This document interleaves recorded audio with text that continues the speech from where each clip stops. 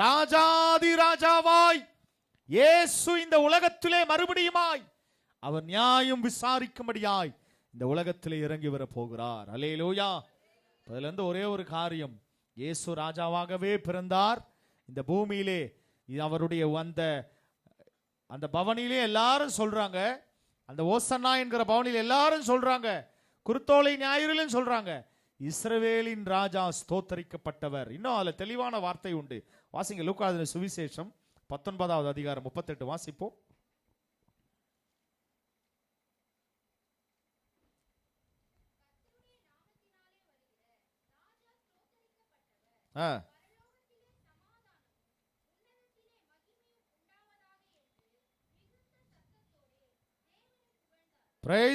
கர்த்தருடைய நாமத்தினாலே வருகிற ராஜா ஸ்தோத்தரிக்கப்பட்டவர். பரலோகத்திலே சமாதானமும் உன்னதத்திலே மகிமையும் உண்டாவதாக என்று மிகுந்த சத்தத்தோடு தேவனை புகழ்ந்தார்கள். சத்தத்தையே காணும்.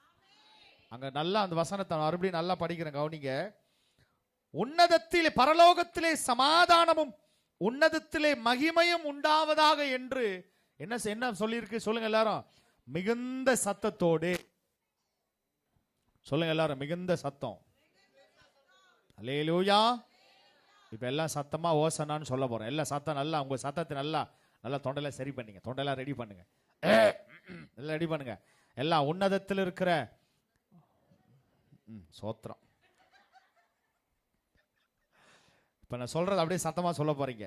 உன்னதத்திலே சமாதானமும் மகிமையும் உண்டாவதாக.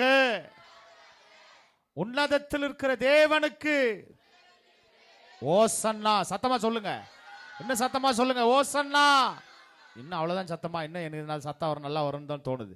இன்னும் சத்தமா சொல்லு, ஓசன்னா ஓசன்னா.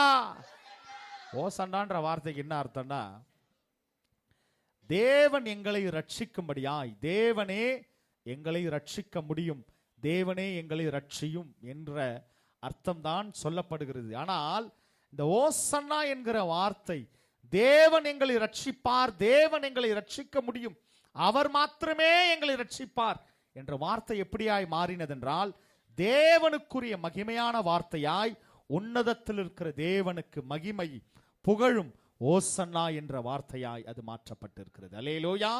இத இப்போ அது ஒரு துதியின் சத்தத்தை போல அது ஏறெடுக்கப்படுகிறது. அருமையான தேவ பிள்ளைகளே, அப்ப நல்லா கவனிங்க. இயேசு கிறிஸ்து இந்த பூமியிலே ராஜாவாய் அவர் பிறந்தார், ராஜாவாகவே வாழ்ந்தார், ராஜாவாகவே உலா வந்தார். அல்லேலூயா. இந்த கடைசி ஓய்வு நாளிலும் எல்லா ஜனங்களும் சொல்லுகிறார்கள், ராஜாவாய் இஸ்ரவேலின் ராஜா வருகிறார். அல்லேலூயா.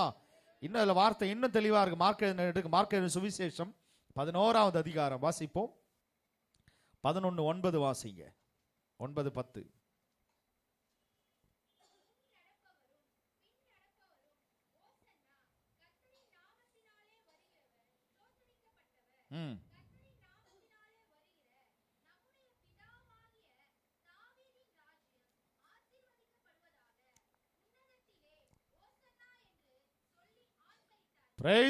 கர்த்தருடைய வார்த்தை சொல்லுகிறது, முன்னடப்பாரும் பின்னடப்பாரும் ஓசன்னா, கர்த்தருடைய நாமத்தினாலே வருகிறவர் ஸ்தோத்தரிக்கப்பட்டவர். அல்லேலூயா. கர்த்தருடைய நாமத்தினாலே வருகிற ஆண்டவராய் இயேசு கிறிஸ்து, அந்த ராஜா ஸ்தோத்தரிக்கப்பட்டவர். அருமையான தேவ பிள்ளைகளே, நம்முடைய ஆண்டவராய் இயேசு ராஜாதி ராஜாவாய் இந்த பூமியிலே வந்தார், பிறந்தார். ஆனா நல்லா கவனிங்க, ராஜாவாய் பிறந்தும் அநேக நேரங்களில் அநேக இடங்களிலே அவர் தாழ்மையை வெளிப்படுத்தினதுனால தான் உண்மையாகவே ஒவ்வொரு நாளும் இந்த பூமியிலே வாழ்ந்த 33 ஆண்டுகளும் ஆண்டவராய் இயேசு கிறிஸ்து ராஜாவாக இருந்தும் அதை ஒரு நாளும் வெளிப்படுத்தவில்லை. ஆனா ஜனங்க சொல்றாங்க, இஸ்ரவேலின் ராஜா, கர்த்தரின் நாமத்தினாலே வருகிற நம்முடைய பிதாவாகிய தாவீதின் ராஜ்யம் ஆசீர்வதிக்கப்படுவதாக, உன்னதத்திலே ஓசன்னா. அருமையான தேவ பிள்ளைகளே, இப்ப நல்லா கவனிங்க. இயேசு அந்த அவர் கடைசி ஓய்வு நாள்ல எருசலேம் நகரம் முழுவதும் அந்த வெற்றி பவனி, அந்த வெற்றி பவனியாய் முழுவதுமாய் அந்த பட்டணம் முழுவதும் சுற்றி வருகிறார். கவனிங்க தேவ பிள்ளைகளே, ஏன் இந்த காரியத்தை இயேசு செய்யணும்? இந்த காரியத்தை செய்யணுமா? உண்மையாகவே இது ஒரு தீர்க்க தரிசனமான காரியம். இந்த குருத்தோலை ஞாயிறு, இந்த வெற்றி பவனி, கவனிங்க, இது ஒரு தீர்க்க தரிசனமான ஒரு வார்த்தை. இது வேதத்திலே தீர்க்க தரிசனமாய் எழுதப்பட்டதுதான் நிறைவேற்றப்பட்டிருக்கு. எடுத்து ஒரு வாசிப்போம். சகரியா தீர்க்க தரிசன புஸ்தகம் 9வது அதிகாரம் வாசிப்போம். சகரியா தீர்க்க தரிசன புஸ்தகம் 9வது அதிகாரம் 9வது வசனம் வாசிப்போம்.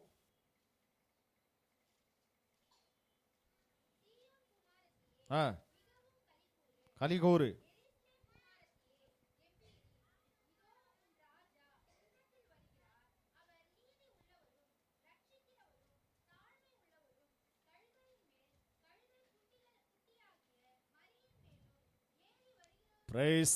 பாருங்க, சகரியா தீர்க்கதரிசி கிட்டத்தட்ட இயேசு பிறப்பதற்கு ஒரு 400 ஆண்டுகளுக்கு முன்பாக எழுதப்பட்டது இந்த சகரியா தீர்க்கதரிசன புஸ்தகம்.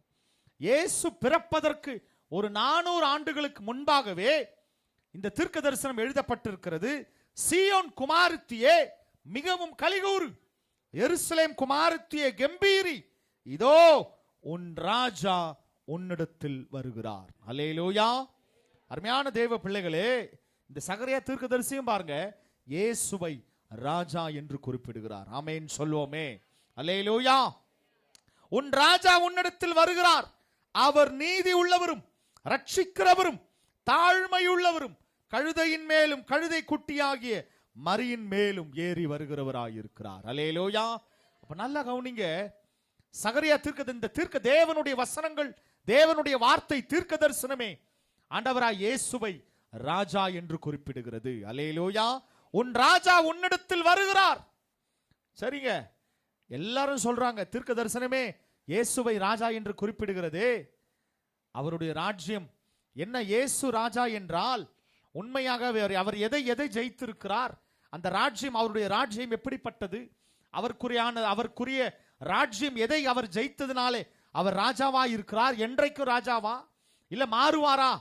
அருமையான தேவ பிள்ளைகளே, அந்த ராஜ்யத்திற்கு ஒரு முடிவு உண்டா? இல்ல முடிவில்லாத ராஜ்யமா? கர்த்தருடைய வார்த்தை சொல்லுகிறது, பிசாசினுடைய இருளின் ராஜ்யத்திற்கு முடிவு கட்டின ஒரே ராஜா அவர்தான். சத்தமா ஒரு ஆமென் சொல்லுங்களேன். மாத்திரமல்ல, ஒளியின் ராஜ்யத்திற்குள் நம்மை அழைத்து செல்லும் ஒரே ராஜா. சத்தமா ஒரு ஆமென் சொல்லுங்களேன். அல்லேலூயா. ஆமென் சொல்ல மாட்டோமே.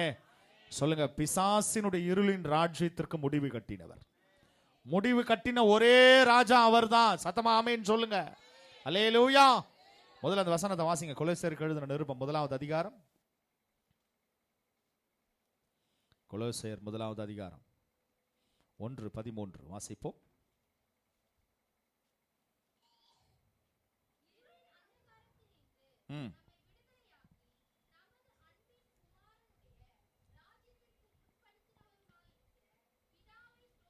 Price the Lord. இருளின் அதிகாரத்தினின்று நம்மை விடுதலையாக்கி.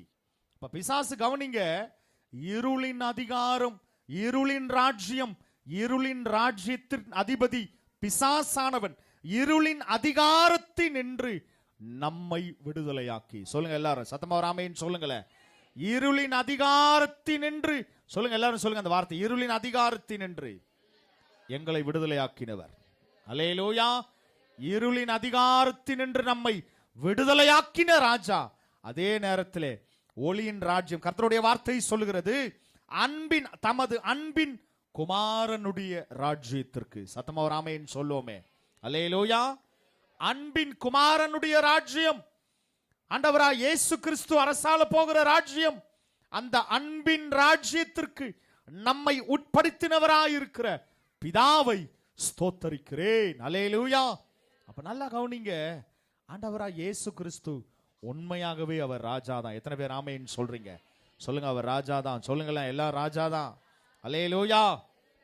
எருசலேம் ஜனங்க ஏதோ சும்மா சொல்லல, ஏதோ ராஜா வராருப்பா சும்மா ஏதோ அவரை புகழறதுக்காகவும் அவரை ஏதோ மகிமைப்பட சும்மா மேன்மைப்படுத்துறதுக்காகவும் ஏதோ முகஸ்துதிக்காகவும் சொல்லல.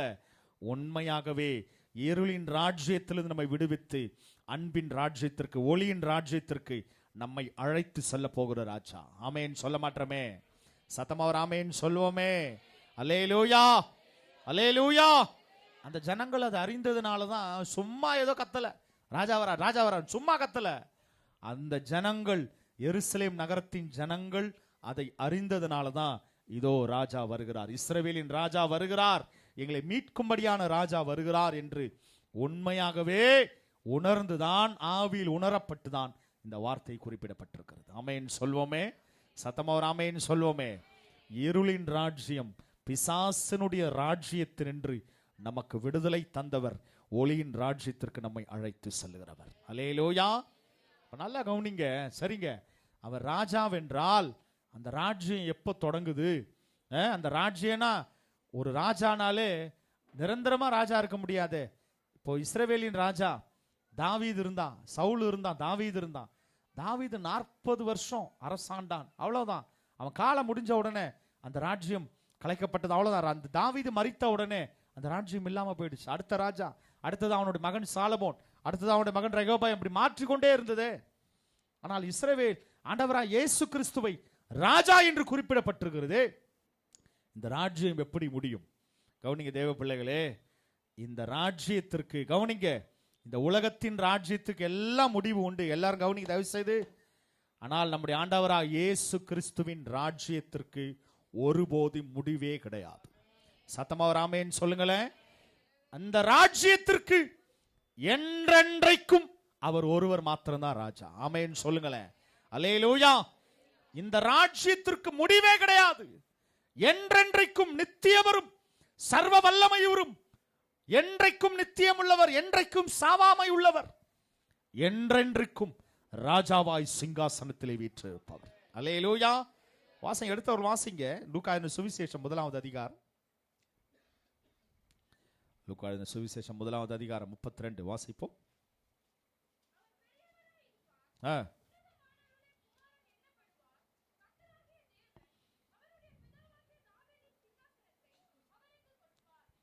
வாசிங்க.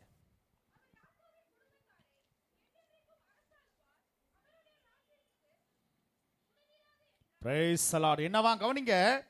அவர் பெரியவராயிருப்பார், உன்னதமானவருடைய குமாரன் என்னப்படுவார், கர்த்தராகிய தேவன் அவருடைய பிதாவாகிய தாவீதின் சிங்காசனத்தை அவருக்கு கொடுப்பார். அவர் யாக்கோபின் குடும்பத்தாரை என்றென்றைக்கும் அரசாளுவார், அவருடைய ராஜ்யத்துக்கு முடிவீராது. ஆமென் சொல்லுங்களேன். அல்லேலூயா. அப்ப நல்லா கவனிங்க தேவ பிள்ளைகளே, நாம் ஆராதிக்கிற ஆண்டவராய் இயேசு கிறிஸ்துவின் ராஜ்யம், அவர் ராஜாவென்றால் அவருடைய ராஜ்யத்திற்கு ஒருபோதும் முடிவே கிடையாது. ஆமென் சொல்லுங்களேன். சத்தமா ஒரு ஆமென் சொல்லுவோமே. உண்மையாகவே தேவ பிள்ளைகளே, இந்த 40 நாள் ஜெபத்துல கூட பார்த்தோம். கவனிங்க, ராஜரீக ஆசாரிய கூட்டமாய் நம்மை அவர் ஏற்படுத்தி இருக்கிறார். அப்படின்னா என்னங்க? என்ன அப்படின்னா, அவர் ராஜானா அந்த ராஜரீக ஆசாரிய கூட்டத்தில் உங்களை என்னை கர்த்தர் ஏற்படுத்தி வைத்திருக்கிறார். எத்தனை பேர் விசுவாசிக்கிறீங்க? சத்தமா ஒரு ஆமென் சொல்லுங்களேன். அல்லேலூயா, அல்லேலூயா. அப்படின்னா அந்த இயேசுவோடு கூட யுகாயுகமாய் அவரோடு கூட நாம் ஆளுகை செய்ய போகிறோம். ஆமென் சொல்லுவோம். அல்லேலூயா சொல்லுங்க. அவருடைய ராஜ்யத்திற்கு முடிவு இல்லை. சொல்லுங்களேன், எல்லாரும் சொல்லுங்க. அவருடைய தப்பா ஆண்கள் சைடு சொல்லுங்க. அவருடைய ராஜ்யத்திற்கு முடிவில்லை. அவருடைய ராஜ்யத்திற்கு முடிவே கிடையாது. ஆமென் சொல்லுங்களேன். அல்லேலூயா. நல்லா கவனிங்க தேவ பிள்ளைகளே. சரிங்க, இயேசு ராஜான்னு இவ்வளவு காரியம் சொல்லப்படுது வேதவசனத்துல. இவ்வளவு பெரிய ராஜாவா இருந்தோம். இவ்வளவு பெரிய ராஜா எருசலேம் தேவாலயத்திலே அவர் வாழ்கிற கடைசி நாட்கள், கடைசி ஓய்வு நாள் வரை சொல்லப்படுது. இவ்வளவு பெரிய ராஜா, ராஜாலாம் எதுல போவாங்க சொல்லுங்களேன்? குதிரையில போவாங்க. நல்ல ஒரு பெரிய ராஜானா எதுல போவாங்க சொல்லுங்க? நார்மலா ஒரு ராஜா போருக்கு போகும்போது தான் குதிரையில போவான். நல்லா ஒரு இதுவா போறோன்னா எதுல போவாங்க? யானை. யானையா? ஏசப்பா, யானை சில நேரம் கவுத்துறோம், நம்ப கூடாது. நல்லா என்ன சொல்றது? Very good. நல்ல சேரியாட், அது என்ன சொல்றது? ரதம். நல்ல ரதத்தை பூட்டி நல்ல 8 குதிரை அப்படி போட்டு, இதை போல ரதத்துல தானே ராஜாலாம் போவாங்க. ஆனா இந்த ராஜா எதுல போயிருக்கிறாரு? இன்னும் மெயின் மேட்ருக்கே வரல. ராஜா எதுல போறதுக்கு போயிருக்கிறாரு சொல்லுங்க? யாரையாவது கழுதைன்னு சொல்லி பாருங்களேன், யாரையாவது சொல்லி பாருங்க, அடி ஒன்று தான் பாக்கியார். சரிங்க, இவ்வளவு தேவனுடைய வார்த்தை அநேக இடங்களில் அவர் ராஜா என்று சொல்லப்படுகிறது. ராஜா அவரோட ராஜ்யத்திற்கு முடிவே இல்லையே. ஆனா இல்ல, ராஜானா பெரிய ரதத்துல வரணும், 16 குதிரைகள் பூட்டின ரதத்துல வரணும், பெரிய ரதத்துல நல்ல அலங்காரம் செய்யப்பட்ட நல்ல ஒரு தங்க ரதத்துல நல்ல ஜோடிக்கப்பட்ட ரதத்துல வருவாருன்னு பார்த்தா இவர் என்ன இந்த ராஜா ரொம்ப ரொம்ப இல்ல சிம்பிளா வராரு. அருமையான தேவ பிள்ளைகளே, இயேசு பிறக்கும் போதே அவர் ராஜா தான். ஆமென் சொல்லுங்களேன். இயேசு பிறக்கிறதுக்கு முன்பாக தான் இந்த வார்த்தை எழுதப்பட்டிருக்கிறது. தேவதூதன் சொல்லுகிறான், அவருடைய ராஜ்யத்திற்கு முடிவிராது. இயேசு இந்த பூமியில் இல்ல, அவர் பரலோகத்திலே ராஜாதி ராஜாவா இருந்துதான் இந்த பூமிக்கு இறங்கி வந்தார். சத்தமா ஒரு ஆமென் சொல்லுங்களேன். அவர் இந்த பூமியிலே எதையும் ஆளுகை செய்யணும்னு வரல, பரலோகத்திலே சிங்காசனத்திலே தேவனுடைய வலது பார்சத்திலே அவர் ராஜாதி ராஜாவா இருந்துதான் இந்த பூமியிலே இறங்கி வந்தார். அல்லேலூயா. அப்ப நல்லா கவனிங்க, அவர் ராஜாதி ராஜாவாக தான் இந்த பூமியில் இறங்கி வந்தார். ஆனால் ராஜாதான், ஆனால் பிறக்கும் போது தன்னுடைய தாழ்மையை வெளிப்படுத்துவதற்காக மாட்டு தொழுவத்தின் முன்னணையிலே பிறந்தார். அல்லேலூயா. எந்த அரண்மனையிலையோ பெரிய பங்களாவிலையோ பெரிய மாட மாளிகையிலையோ இயேசு பிறக்கவில்லை. தாழ்மையின் கோலத்தை வெளிப்படுத்துவதற்காக மாட்டு தொழுவத்தின் முன்னணையிலே. அப்ப நல்லா கவனிங்க, இந்த சகரியா தீர்க்க தரிசன புஸ்தகத்திலே சொல்லப்பட்டிருக்கிற வார்த்தை, உன் ராஜா உன்னிடத்திலே வருகிறார் என்ற வார்த்தை சொல்லப்படுகிறது. ஆனால் ஆண்டவராய் இயேசு கிறிஸ்து ஒரு கழுதையின் மேல பவனி போறார். சரி, ரொம்ப ரொம்ப குறைவானது அப்படின்னா கூட, பெரிய ரதங்கள் இல்லைனாலும் கவனிங்க, பெரிய பெரிய இந்த ஆரம் பூட்டிய ரதங்கள் இல்லைனாலும் குறைந்தபட்சம் மகள் சொன்ன மாதிரி ஒரு குதிரையிலையாவது ஒரு ராஜா வரணும். என்னது ராஜா வரணும்னா எல்லாரும் என்ன பார்த்துருப்பாங்க, ராஜா வரணும் எல்லாம் வராரு, குதிரையில் வருவார் போல இருக்குப்பா, குதிரையில தான் எல்லாரும் கொண்டு வருவாங்க அப்படின்னு எல்லாம் குதிரையில கூட எல்லாம் ராஜா வராரு கூட நினைச்சிருக்கலாம். ஆனா குதிரையோட ஹைட் என்ன, கழுதையோட ஹைட் என்ன சொல்லுங்களேன். குதிரை எவ்வளவு இருக்கும் ஹைட்டு? குதிரையில் அவ்வளவு சீக்கிரம் ஏற முடியாது, தெரியாதவங்களாம் குதிரையில் ஏற முடியாது, தள்ளி விட்டுரும். ஆனா கழுதையில் என்ன பண்ணலாம் சொல்லுங்க, கழுதையில் ஈஸியா இருக்கு, எல்லாம் ஏறி எல்லாம் சின்ன பசங்க ஏறி மேலே உட்காந்துக்கலாம். நல்லா கவனிங்க, கழுதை ரொம்ப சாதாரணமா இருக்கும், ஒன்றும் பெருசா இருக்காது. அது இப்போ ராஜானா பெரிய குதிரையில நல்ல ரதங்களை வரணும், ஒரு சிம்பிளா ஒரு குதிரையிலாவது வரணும். ஆண்டவராய் இயேசு கிறிஸ்து ஒரு கழுதையை தெரிந்தெடுத்தார். அவர் ராஜாவா இருந்தும் தாழ்மையை இந்த பூமியில் வெளிப்படுத்தினார். அல்லேலூயா. ஏன்னா கவனிங்க, இந்த பூமியிலே ராஜாவா இருந்து ஆளுகை செய்ய வரவில்லை, பிதாவினுடைய சித்தத்தை நிறைவேற்றுவதே அவருடைய திட்டம். ஆமென் சொல்லுங்களேன். அவர் சிலுவையின் மரண பரியந்தம் அவர் ராஜரீகம் செய்வதற்காய் ஆளுகை செய்வதற்காய் இந்த பூமியிலே வரவில்லை. கிட்டத்தட்ட 33 ஆண்டு இந்த பூமியில் இருந்தார்னா ஆளுகை செய்யணும், ராஜ்யத்தை பிடிக்கணும், நான் ராஜாவா இருக்கணும், இதுக்கெல்லாம் வரல. அவருடைய ராஜ்யமே வேற. ஆமென் சொல்லுங்களேன். ஒளியின் ராஜ்யத்தின் ராஜாதி ராஜாவே அவர்தான். இந்த பூமியிலே ராஜாவாய் அவர் இருக்க வரவில்லை, தாழ்மையை வெளிப்படுத்தி மாத்திரமல்ல, பிதாவினுடைய சித்தத்தை வெளிப்படுத்துவதற்காக, இருளின் ராஜ்யத்தை முடிவு கட்டுவதற்காக. ஆமென் சொல்வோமே. அல்லேலூயா. அப்ப நல்லா கவனிங்க தேவ பிள்ளைகளே, இருளின் ராஜ்யத்தை முடிவு கட்டினார், ஒளியின் ராஜ்யத்திற்கு நம்மை அழைத்து செல்லும்படியான ராஜாவாய், முடிவில்லாத ராஜ்யத்திற்கு ராஜாவாய் இயேசு இந்த பூமியிலே வந்தார். அல்லேலூயா. அப்ப கவனிங்க, இயேசு சிலுவையின் மரண பரியந்தம் இந்த தாழ்மையை வெளிப்படுத்தினார். ஆமென் சொல்ல மாட்டீங்களே, சொல்லுங்க. இயேசு சிலுவையின் மரண பரியந்தம் இந்த தாழ்மையை எல்லாரிடத்திலும், இன்னும் சொல்ல போனா தேவனுடைய வலது பார்சத்தில் இருக்கிற அதே குமாரன் இந்த பூமியில் இருக்கும்போது சிலுவையின் மரண பரியந்தம் அவர் தம்மை தாழ்த்தினார். அல்லேலூயா. எந்த இடத்திலும் இயேசு தன்னை உயர்த்தி பேசவே இல்லை. பிதாவுக்கு நான் சமமானவன், எல்லாவற்றுக்கும் எனக்கு அதிகாரம் உண்டு என்ற வார்த்தை இயேசுவின் வாயிலிருந்து பிறக்கவே இல்லை. ஆமென் சொல்லுங்களேன். அல்லேலூயா. எந்த இடத்திலும் சிலுவையில், அந்த சிலுவையில் மரிக்கிற தருவாயிலும் இயேசு எந்த இடத்திலும் தன்னை உயர்த்தவில்லை, தாழ்மை மாத்திரம் வெளிப்படுத்தினார். அல்லேலூயா. அதனாலதான் அவர் வாழ்ந்த இந்த கடைசி ஓய்வு நாள்லயும் தாழ்மையை அவர் வெளிப்படுத்தினார். எத்தனை பேர் தாழ்மை வெளிப்படுத்த போறீங்க? அல்லேலூயா. அல்லேலூயா. அதுக்காக கழுது மேலாம் ஏறிடாதீங்க. தாழ்மை வெளிப்படுத்துறதுக்கு நிறைய காரியங்கள் இருக்கு. ஆமேன்னு சொல்லுங்க. சத்தமா ஒரு ஆமேன்னு சொல்லுங்க. பாஸ்டர் தான் சொன்னார், தாழ்மையை வெளிப்படுத்த சொன்னார். அதனால எங்கன்னு தேடாதீங்க. சரி சரி, முக்கியமான எல்லாரும் பார்க்குறாங்க, இயேசுவை பற்றியே சொல்கிறார், ராஜா ராஜா. இந்த கழுது எங்கே போச்சுனே தெரியலையே, கழுதுக்கு சாப்டரே வரமாட்டதே. கழுதை என்னதான் இப்போ இந்த ஏறின கழுதை என்னதான் ஆச்சு? கவனிங்க, இயேசு அவர் எப்படிப்பட்ட கழுதையிலே அவர் ஏறினார்? வாசிங்க, எடுத்தவர் வாசிப்போம். மார்க் எழுதின சுவிசேஷம் 11வது அதிகாரம்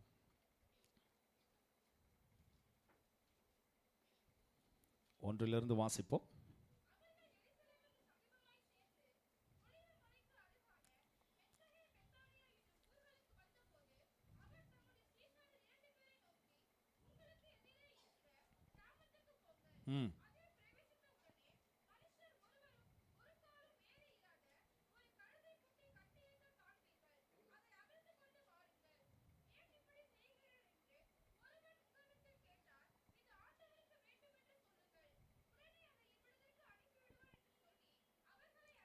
இயேசு 2 பேர் இந்த 2 சீஷரை அழைத்து, உங்களை எதிரே இருக்கிற கிராமத்துக்கு போங்க, அங்கே இதுவரை யாரும் ஏறிராத ஒரு கழுதை குட்டி கட்டி இருக்க காண்பீர்கள், அதை அவிழ்த்து கொண்டு வாருங்கள். ஏன் அதை அவிழ்க்கிறீங்கன்னு கேட்டா, இது ஆண்டவருக்கு வேணும்னு சொல்லுங்க, உங்களை அனுப்பிடுவாங்கன்னு சொல்றாரு.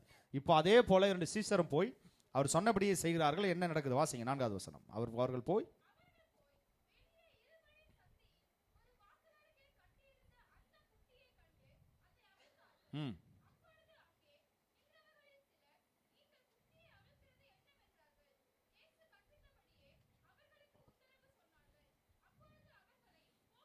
போதும். கர்த்தருடைய பரிசுத்த நாமத்திற்கு ஸ்தோத்திரம். ஏன் இப்படி செய்கிறீர்கள் என்று ஒருவன் உங்களிடத்தில் கேட்டால், இயேசு சொன்னபடியே செய்கிற உடனே பாருங்க, அவங்க போய் பார்க்கும் பொழுது அவங்க சொன்னது போலவே பார்க்கிறார்கள். அவர்கள் போய் வெளியே இரு வழி சந்தியில் ஒரு வாசலருகே கட்டி இருந்த அந்த குட்டியை கண்டு அதை அவிழ்த்தார்கள். கவனிங்க தேவ பிள்ளைகளே, இவங்க இந்த எதிரில் உள்ள கிராமத்துக்கு போகிறார்கள். போன உடனே இரு வழி சந்தியிலே ஒரு கழுதை கட்டப்பட்டு இருக்கிறது. என்னதான் சொல்லுங்க எல்லாரும்? இருவழி சந்தி அப்படின்னா என்ன சொல்லுங்க? இருவழி சந்தி, அந்த வார்த்தையை நல்லா கவனிக்கணும். இருவழி சந்தி அப்படின்னா என்னங்க சொல்லுங்க? 2 தெருவும் கூடுகிற இடம், 2 சந்து, 2 ஸ்ட்ரீட் வந்து கூடுகிற இடம். இருவழி சந்தியிலே கட்டப்பட்ட நிலையில் இருக்கிற ஒரு கழுதையை அவர்கள் காண்கிறார்கள். கர்த்தருடைய வார்த்தை சொல்லுகிறது, இருவழி சந்தியிலே ஒரு வாசல் அருகே கட்டியிருந்த அந்த குட்டியை கண்டு அதை அவிழ்த்தார்கள். அல்லேலூயா.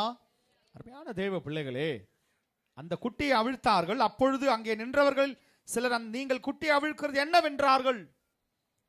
இயேசு கற்பித்தபடியே அவர்களுக்கு உத்தரவு சொன்னார்கள். அப்பொழுது அவர்களை போக விட்டார்கள்.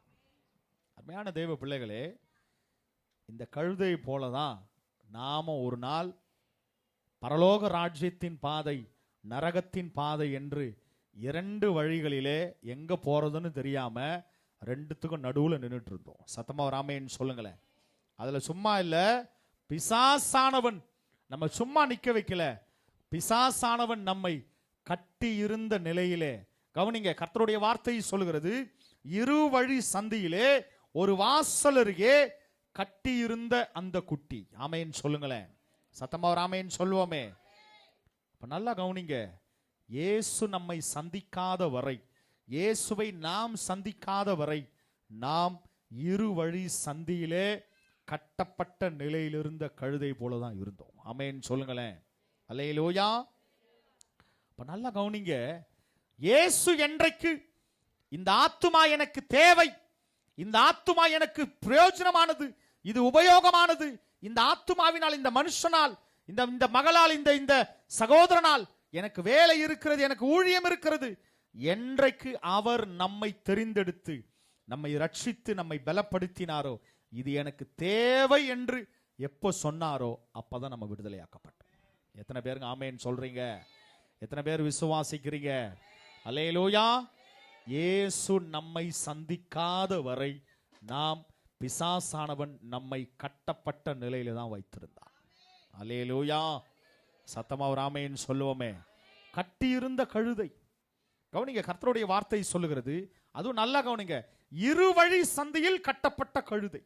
அப்படின்னா எந்த பாதையில போனோம்னு தெரியாது. எது நரகம் எது பரலோகம் தெரியவே தெரியாது. இருவழி சந்தையில் கட்டப்பட்ட கழுதை. சரி அவிழ்த்து விட்டாவது போலான்னு பார்த்தா அவிழ்த்த விடல பிசாசு.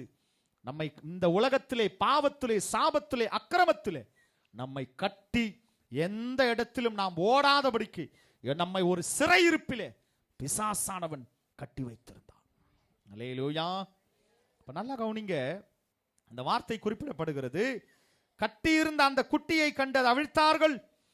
இயேசு கற்பித்தபடியே அவர்களுக்கு உத்தரவு சொன்னார்கள். என்ன சொன்னாங்க? இந்த கழுதை இந்த குட்டி வந்து இயேசுக்கு வேணுங்க. நம்ம என்றைக்கு இயேசுக்கு தேவைப்பட்டோமோ அப்பதான் நாம் விடுதலை செய்யப்பட்டோம்.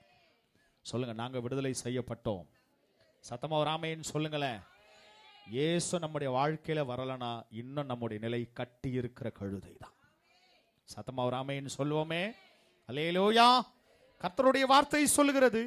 இப்ப அந்த கழுதையை அவிழ்க்கிறாங்க, அவிழ்த்து கொண்டு வராங்க. இப்ப அந்த கழுதை இயேசுவிடம் கொண்டு வரப்படுகிறது. கர்த்தருடைய வார்த்தை சொல்லுகிறது, இயேசுவிடம் கொண்டு வரப்பட்ட கழுதை. எடுத்து ஒரு வாசிப்போம். மத்தேயு எழுதின சுவிசேஷம் 11வது அதிகாரம், மத்தேயு 11:28.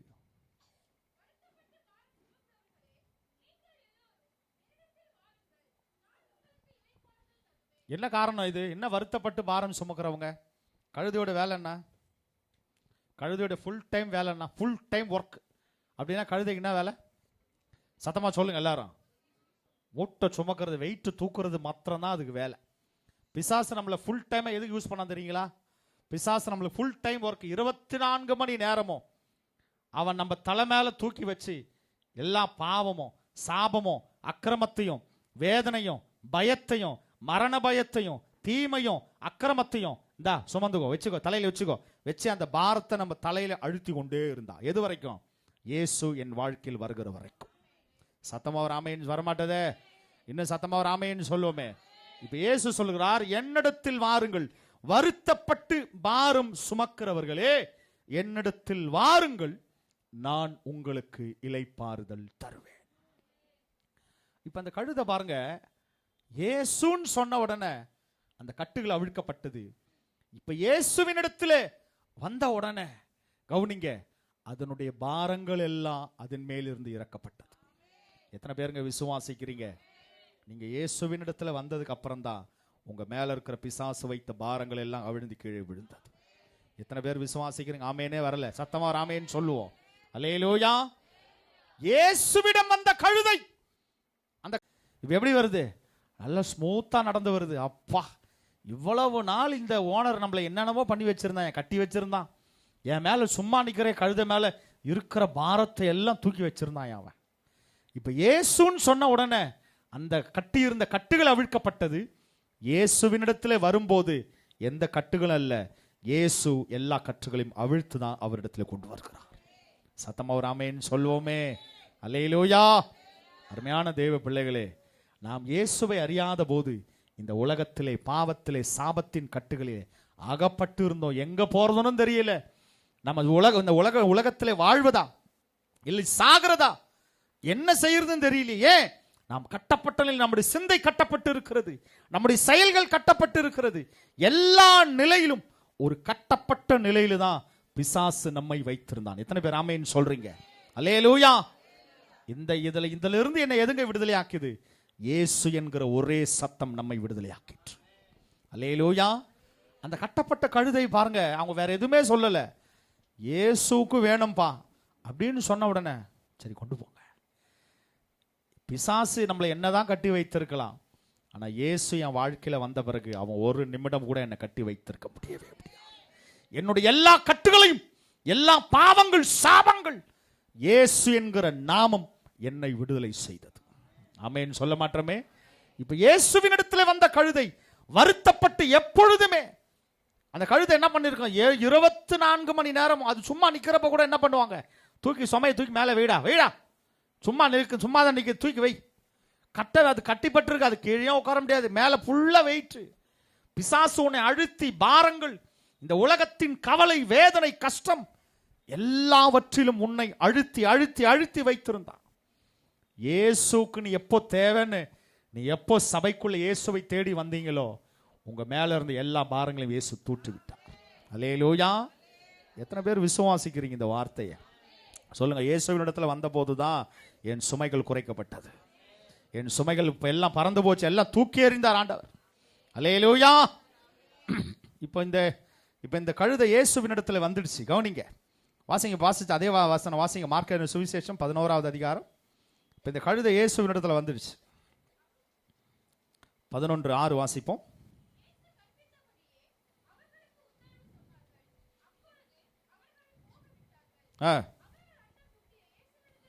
அவர்கள் அந்த குட்டியை இப்போ இயேசுவின் இடத்துல கொண்டு வந்துட்டாங்க. இப்போ நல்ல ஒரு ரெஃப்ரெஷ்னஸ். கவனிங்க, கழுதை இயேசுக்கு முன்னாடி வந்து நிற்கிது. இப்போ எப்படி நிற்கிது சொல்லுங்க? கழுதை இப்போ எங்க நிற்குது சொல்லுங்க? எல்லாரும் இயேசுக்கு முன்னாடி வந்துடுச்சு.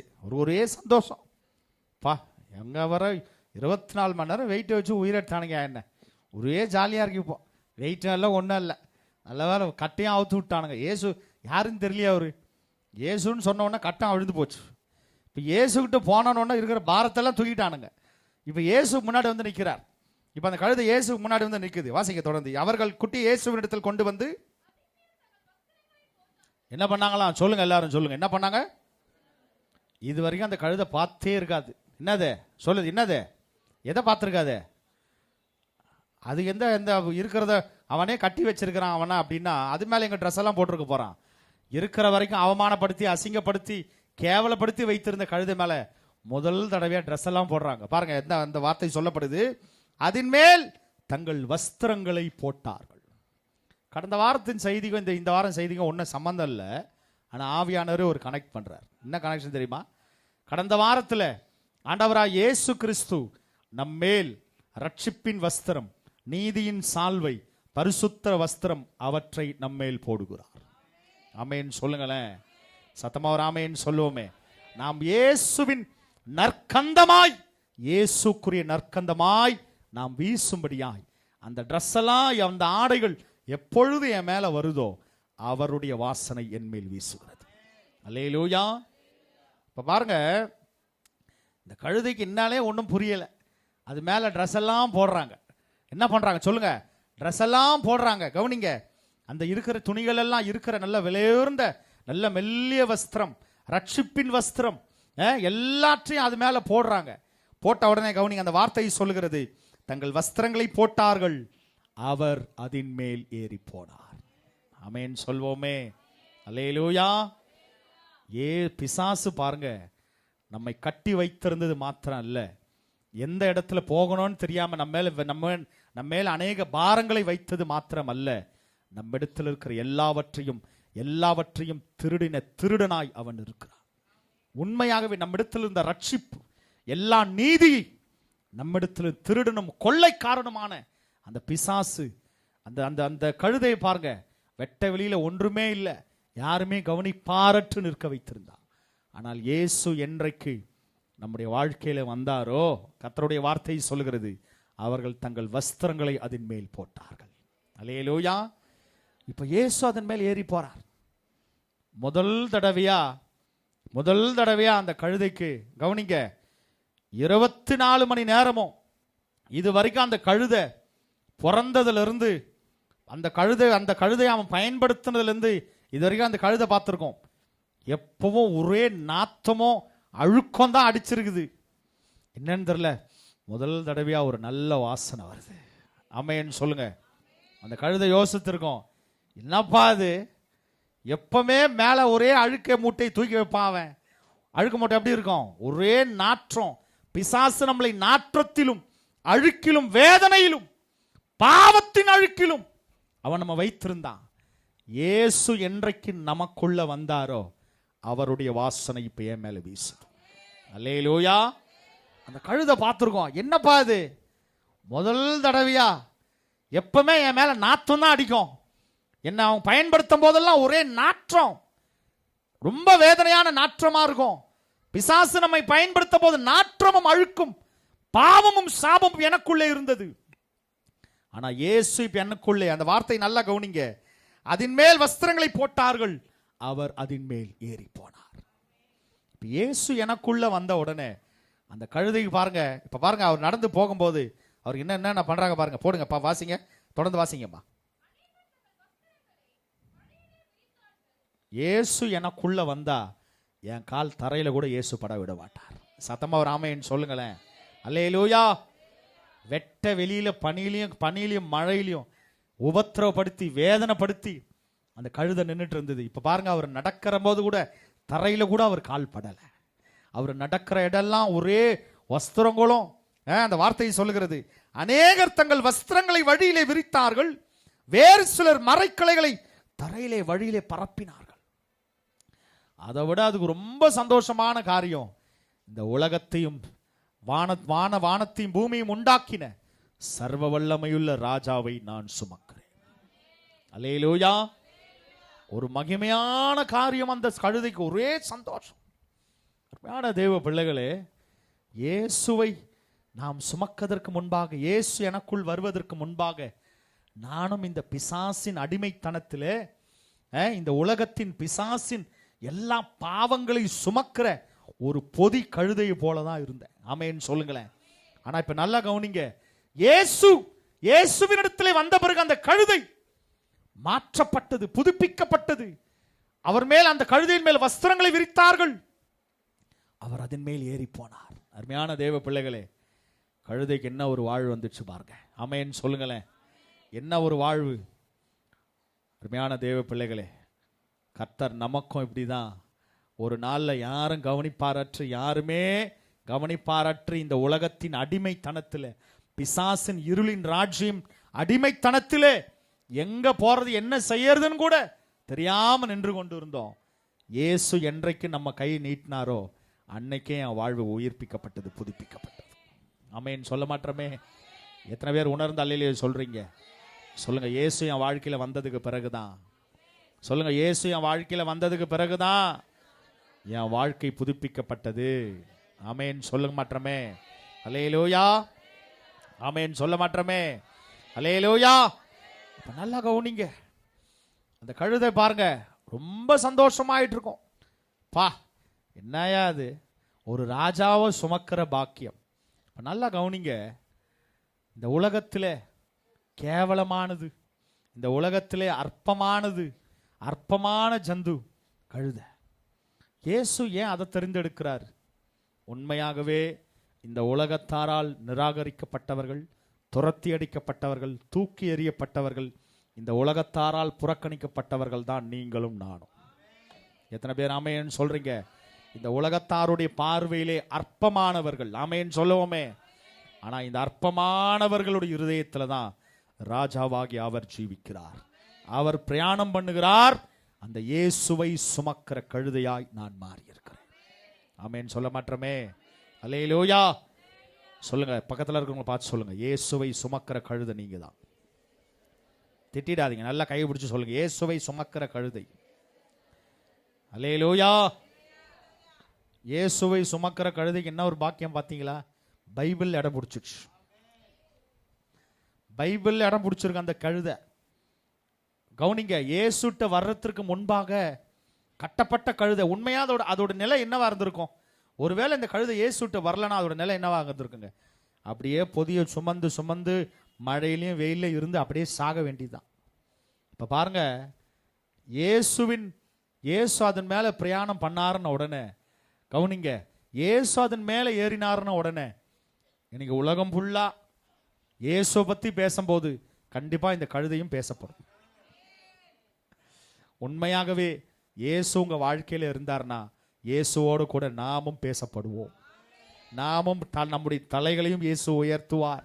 ஒன்றத்துக்குமே பிரயோஜனம் இல்லை. இந்த உலகம் நம்மை தள்ளி வைத்திருந்தாலும், அற்பமானவர்கள் என்று தள்ளி வைத்திருந்தாலும், இயேசு எனக்குள்ள இருக்கிறார்னா, அவருடைய வாசனை எனக்குள்ள இருந்து வீசும்னா, இந்த உலகம் என்னை தள்ள முடியாது.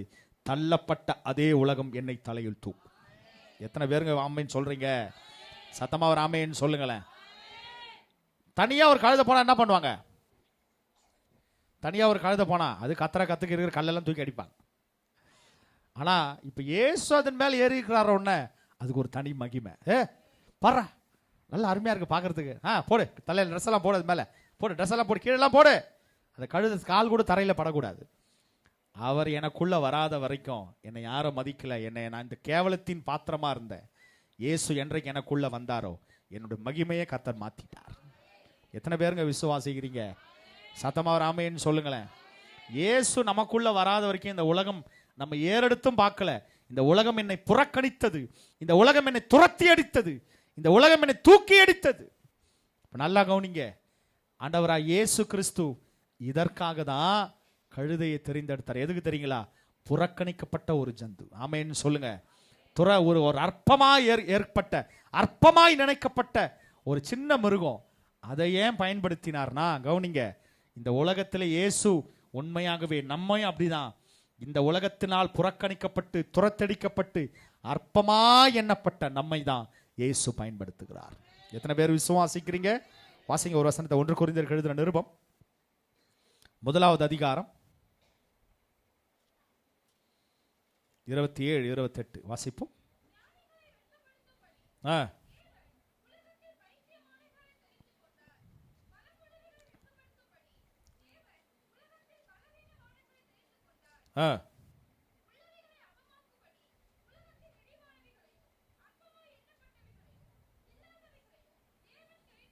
கர்த்தருடைய வார்த்தை சொல்லுகிறது, உள்ளவைகளை அவமாக்கும்படி உலகத்தில் இழிவானவைகளையும், கர்த்தருடைய வார்த்தை சொல்லுகிறது, உலகத்தின் இழிவானவைகளையும் அற்பமாய் எண்ணப்பட்டவைகளையும். அருமையான தேவ பிள்ளைகளே, இயேசு வருவதற்கு முன்பாக இந்த உலகத்தின் நாம் தான் இழிவானவர்கள், இந்த உலகத்தாரால் அற்பமாய் எண்ணப்பட்டவர்கள். ஆமென் சொல்வோமே. அந்த அற்பமாய் எண்ணப்பட்ட பாத்திரங்களாகிய உங்களையும் என்னை தான் இயேசு பெரியவர்களாய் மாற்றி இருக்கிறார். எத்தனை பேருங்க விசுவாசிக்கிறீங்க? இந்த உலகத்தாரால் அற்பமாய் லேசாய் எண்ணப்பட்ட நம்மை தான் கர்த்தர் ராஜரீகமான ஆசாரிய கூட்டமாய் மாற்றி இருக்கிறார். அல்லேலூயா. அருமையான தேவ பிள்ளைகளே, அந்த கழுதைக்கு ஒரு வாழ்வை கர்த்தர் உண்டாக்கி இருக்கிறார் என்றால் அவருடைய சாயலின்படியே கர்த்தர் நம்மை உருவாக்கி இருக்கிறார். அவருடைய சுவாசத்தையே எனக்குள்ளே கொடுத்திருக்கிறார் என்றால் உங்களையும் என்னையும் இந்த உலகம் சாதாரணமா பார்க்கலாம், ஆனா அவர் என்னை சாதாரணமா பார்க்கல. விசேஷித்தவளாய் தான் இயேசு உங்களை பார்க்கிறார். எத்தனை பேர் விசுவாசிக்கிறீங்க? அல்லேலூயா. இந்த உலகம் என்னை சாதாரணமாய் அற்பமாய் எண்ணலாம், அற்பமாய் பார்க்கலாம், ஆனால் இயேசுவின் பார்வையிலே நான் விலையேற பெற்றவன். காரணம், நான் இயேசுவை சுமக்கிறேன். சத்தமா ராமேன்னு சொல்லுங்களேன். அதனாலதான் அந்த போன வாரம் பார்த்தோம், நீங்களே தேவனுடைய ஆலயம். ஆமென். அவர் எனக்குள்ளே வாசம் செய்கிறார் என்றால் நான் அவரை சுமக்கிற பாத்திரமாய் என்னை மாற்றுகிறார். ஆமென் சொல்லுங்களேன். கவனிங்க தேவ பிள்ளைகளே, இயேசுவை சுமக்கல, இயேசுவை நாம் நம்முடைய வாழ்க்கையில இயேசு வரல, இயேசுவை சுமக்கலனா உண்மையாகவே நாம் அற்பமானவர்கள், ஒன்றுக்கும் பிரயோஜனம் இல்லாதவர்கள். ஆனா இயேசுவை நான் சுமக்கிறதுனால தான் உண்மையாகவே இன்றைக்கு பேசப்படுகிற, இன்றைக்கு உலகம் முழுவதும் இந்த கழுதை பேசப்படுகிறது என்றால் இயேசுவை சுமந்த ஒரே காரணம். அல்லேலூயா. எத்தனை பேர் ஆயத்தமா இருக்கிறீங்க? இயேசுவை சுமக்க போறோம். சத்தமே வரல, நல்லா கை தூக்கி காட்டுங்க. சொல்லுங்க, இயேசுவை சுமக்க போறோம். அல்லேலூயா. இயேசு உங்க மேல அவரை நீங்க சுமக்கிறீங்க, அவருடைய வார்த்தையை நீங்க சுமக்கிறீங்கனாலே உண்மையாகவே சொல்லுகிறேங்க, இந்த உலகம் இல்ல, பரலோகத்திலே பெரிய ஸ்தானங்கள் உங்களுக்கு உண்டு. அல்லேலூயா. இந்த உலகத்திலும் சரி பரலோகத்திலும் சரி பெரிய ஸ்தானங்களை கர்த்தர் உங்களுக்கு கொடுப்பார். ஆமென் சொல்வோமே. அப்ப இயேசு தாழ்மையை அவர் வெளிப்படுத்தினார். மாத்திரமல்ல, இயேசுவை சுமக்கிற கழுதையாய் அனுதினமும். அப்ப நல்லா கவனிங்க, இயேசுவை சுமக்கிற கழுதை அற்பமானதல்ல, ராஜாதி ராஜாவாகி அவரை நான் சுமக்கிறேன். அல்லேலூயா. இந்த வானத்தை பூமியும் உண்டாக்கின ராஜாதி ராஜாவுடைய வார்த்தையை நான் அனுதினமும் சுமக்கிறேன். மாத்திரமல்ல, அவர் எனக்குள்ளே இருப்பதனாலே அவருடைய நற்கந்தம் வாசனை என் மூலமாய் அநேகருக்கு வீசப்படுகிறது. நான் போகும்பொழுதே அநேகருக்கு ஒரு ஆசீர்வாதம் உள்ள பாத்திரம், அநேகருக்குள்ளே சமாதானம், அநேகருக்குள்ளே சந்தோஷம். அந்த கழுதையை பார்த்து இயேசு அதன் மேல பார்த்தோம், எல்லாருக்கும் ஒரே சந்தோஷம், ஒரே ஆர்ப்பரிப்பு, ஒரே பூரிப்பு. எல்லாரும் உன்னதத்தில் வருகிற ஓசன்னா எல்லாரும் சந்தோஷம் அடைகிறாங்க. கவனிங்க. அப்ப நல்லா கவனிங்க தேவ பிள்ளைகளே, இந்த ஒரு சின்ன பாத்திரத்தை இயேசு பயன்படுத்துகிறார். இந்த உலகத்திலே நம்மையும் இயேசு குறைவற்றவர்கள், குறைந்தவர்கள், அற்பமானவர்களாகிய நம்மை இயேசு பயன்படுத்துகிறார். ஆமென் சொல்ல மாட்டோமே. எத்தனை பேர் விசுவாசிக்கிறீங்க? அற்பமான எங்களை பயன்படுத்துறாரு. நாங்கள் இயேசுவை சுமக்கிறோம். சொல்லுங்க, நாங்கள் இயேசுவை சுமக்கிறோம். இதை உங்க ஒவ்வொரு நாளும் இயேசுவின் வார்த்தைகளை இயேசுவை சுமக்கிற கழுதைகளா இருந்து பாருங்க. உங்கள் உயர்வு நீங்கள் நினைக்க முடியாத பெரிய இடத்துல கர்த்தர் கொண்டு வருவார். எத்தனை பேர் விசுவாசிக்கிறீங்க? நிச்சயமாகவே கர்த்தருக்குள் பலப்படுவோம். அந்த தேவனுடைய வார்த்தைகளை உண்மையாக இயேசுவை சுமந்த கழுதைக்கு உண்டான பாக்கியத்தை நாமும் கர்த்தர் ஒவ்வொரு நாளும் நமக்கு அந்த பாக்கியத்தை கிருபைகளை தந்திருக்கிறார். இயேசுவை ஒவ்வொரு நாளும் சுமந்து செல்வோம். ஆமென். கர்த்தருக்குள் பலன் அடைவோம், தேவனுக்குள் திறன் அடைவோம். ஒவ்வொரு நாளும் அநேகருக்கு ஒரு ஆசீர்வாதமான பாத்திரங்களாய், சமாதானத்தின் பாத்திரங்களாய் கர்த்தர் உங்களையும் என்னையும் வைத்திருக்கிறார். கர்த்தருக்குள் பலப்படுவோம். தேவனுடைய ராஜ்யத்தை, முடிவில்லாத ராஜ்யத்தை சுதந்திரிப்போம். கர்த்தர் தாமே இந்த வசனங்களை ஆசீர்வதிப்பாராக. இருக்கிற எழுந்து நிற்போம்.